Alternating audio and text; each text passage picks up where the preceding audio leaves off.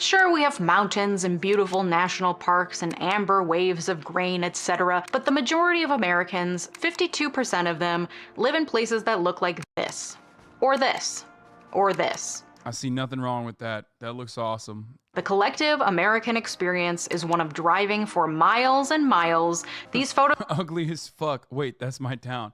Yeah, the irony, of course, is that every single photo that she showed could quite literally be pretty much every single city in the United States of America. And I mean every single one, including Los Angeles. Obviously, there are certain cultural landmarks and whatnot that make up the culture and identity of one American city in the heartland versus another American city in a bicoastal place.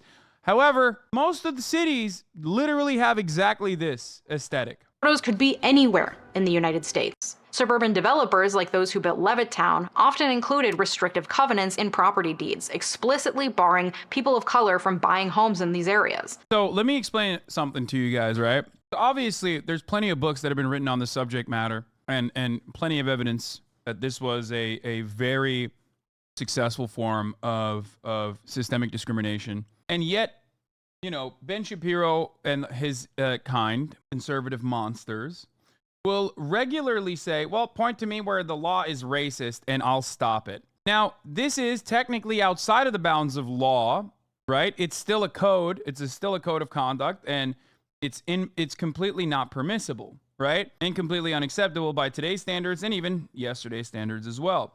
However, Ben Shapiro would consider this to be technically racist. How does Ben Shapiro defend this? I'm using my lecture tone here. Ben Shapiro will defend it by saying redlining is actually not as horrifying as the American woke intellectuals will have you believe.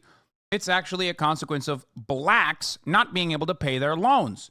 Of course, a bank, a private institution, is going to want to make sure that someone can pay back their loans. This is the reason why banks were reluctant to offer loans to black neighborhoods.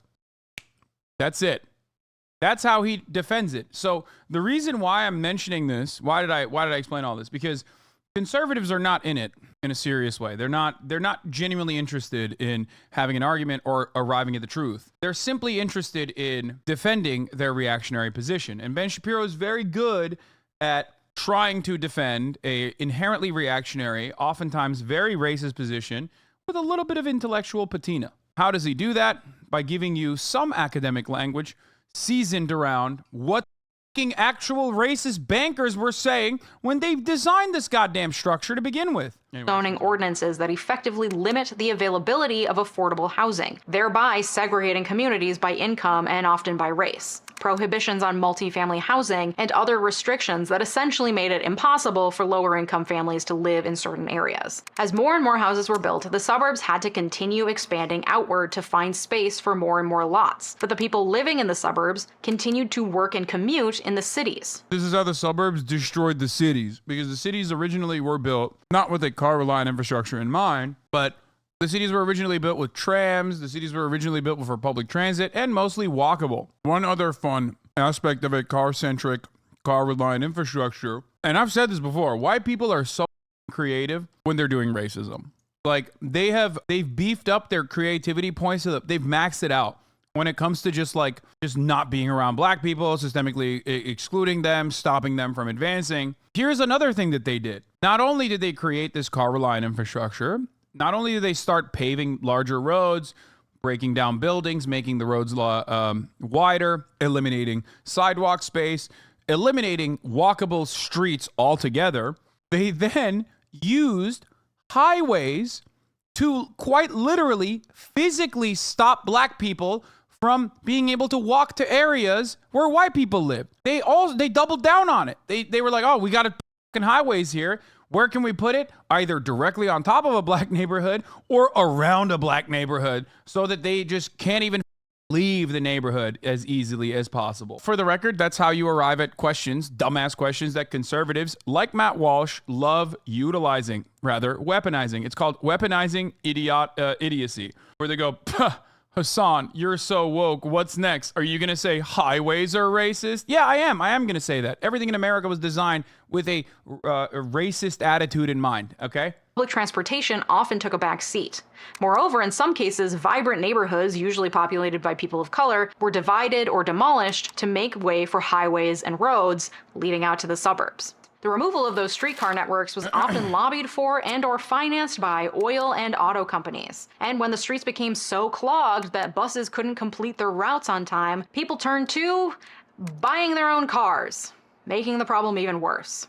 One of the other aspects of this is that Americans only encounter walkable cities when they're either in college or if they go to a truly privatized, perfectly shielded area, like whether it's cruises, Disneyland, Disney World, or Las Vegas. The only places where you have like adequate public transit in the form of trams and trains and even buses is college campuses and the other places that I just mentioned. There's some cities that are relatively walkable. Yeah, Las Vegas isn't walkable. No, I'm not talking about Las Vegas across the board, dude. Are you kidding me? I'm talking about casinos. A casino has an ecosystem internally.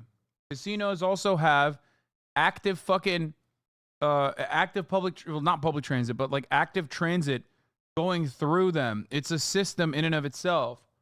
I mean, New York public transit is always fucked up. It's fucked up in the summer because there's no like air conditioning or anything like that, and it smells awful. It's fucked up in the winter because it floods. It's always awful. Good public transit means your situation, your commute is better and easier when you don't have a car. That's works. Awesome.